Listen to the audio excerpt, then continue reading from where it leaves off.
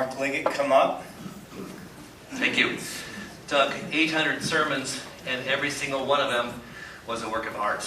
You weaved together an absolute tapestry of brilliance. From the storylines to scripture, references to literature, your own stories and humor. When it was over, it was this long, beautiful tapestry that came together. Occasionally there'd be a loose loop here or there. And just as we began to doubt, you just go, oh, and tight, neatly, just wonderful sermons. Well, you obviously spend a lot of time on each and every sermon, and they are brilliant. I've told you before, you're a poet, and I love poetry. Well, when I'm in my car, if I have to drive more than an hour, I make up a sermon, and I do it kind of as you. And I mean, I will be fiery. Sometimes it lasts an hour and a half. I am so inspired by your voice, by your inflection, by your pregnant pauses, everything that you do. I practice it when I'm in the car. So most of this is just a nitwit's folly. I mean, I apologize for the subject matter, but this is my impression of you. And I'm sorry for what this might do to your career. or your memory, or your memories. Okay, Pastor Doug. Again, I apologize.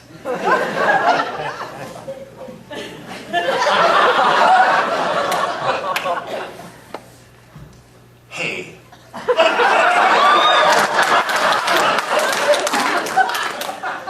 What I want to talk to you about today is a word that has a lot of meaning in the work of the church, and the word is Quiznos. Quiznos, quiz from the Greek, quiz, which is questionable, and nose from the Latin to smell. So you might think, I'm going to get a sermon about questionable smell. I'm not. In his book, Frederick Buechner describes Quiznos as coming together, and sometimes opposites coming together. And hey, you guys here.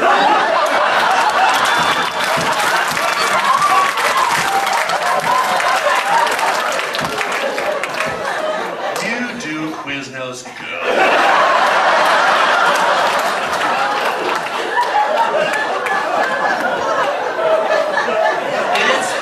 In Encinitas, they have a shop called Quiznos. Does anybody know that? Quiznos, they make sandwiches there. I didn't know this. Hey, you guys are way ahead of the curve.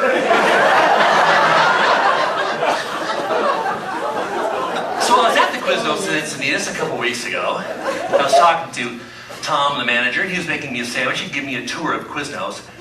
I said, hey, Tom. We're at Quiznos, and I don't see people coming together. He said, Doug, we don't come together here. We make sandwiches.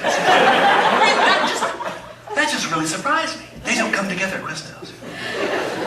So he starts making my sandwich. He's got a couple pieces of bread. And he slaps some mayonnaise and some lettuce and some tomato and some provolone. And I don't eat meat, so I just had him put on a little bit of turkey, bacon, and ham. And he said, Doug, would you like some pepperoncinis? And I said, no, pepperoncinis are just bad. They're raw, they're foul. I don't want them. So no pepperoncinis, but he was putting the mustard on. He was putting the mustard on and says, Doug, did you realize that mustard is a fruit? But it's just a bad fruit. So we crush it and put it in a bottle. It comes out as a condiment. So he put the mustard on my sandwich. Hey, fruit reminds me. Hey!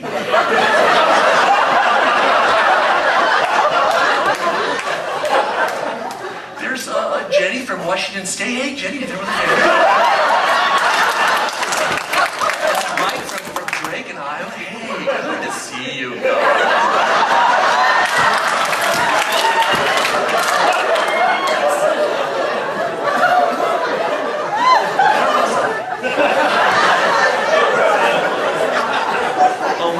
My son Ben and I hiked to the Fruit of the Loom factory in Indiana.